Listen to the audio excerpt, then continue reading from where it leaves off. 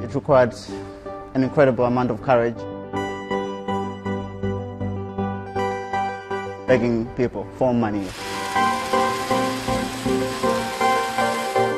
Design as a tool to solve problems.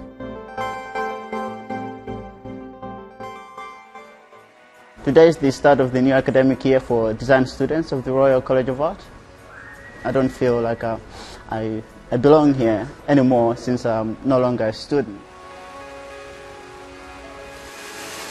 Currently, I'm still owing £21,000. I have already paid £31,000 of the £52,000 of tuition. And as long as it is not paid, I won't be able to graduate.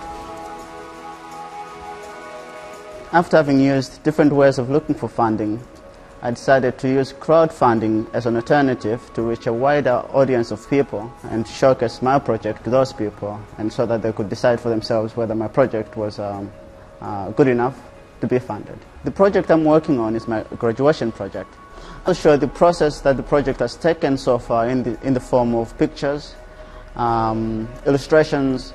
I also show a video demonstrating one of the prototypes in action. The wheels that I've developed transform in response to different terrains, and depending on the conditions of the terrains, whether they are muddy, sandy or rocky.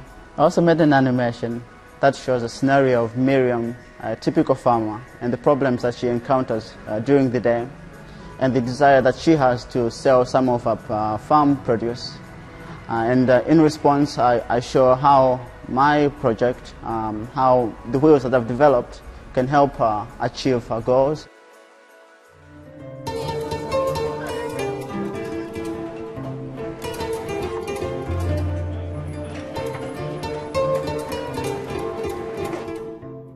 I grew up in Malawi, in a very poor village, where we didn't have basic necessities such as running water, transportation, energy. When I was young, my cousins and I would walk for about 10 kilometers to mill corn, where the corn would be converted into corn flour, and then we'd have to take it back to our house. Mseu wa Mampasha in Tonga means not a very good road.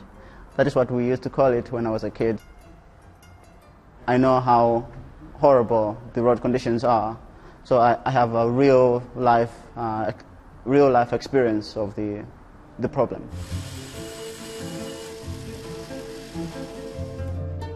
I didn't really feel comfortable soliciting donations from people, and the feeling that someone completely removed from me without any prior knowledge or interaction with me can take their time and give me some of their money has been a surreal feeling, and something that you don't really expect, something that you don't encounter on a daily basis. Ackeem, coming from a relatively poor community in Malawi, has been able to study in the UK, and that must not have been very easy for him.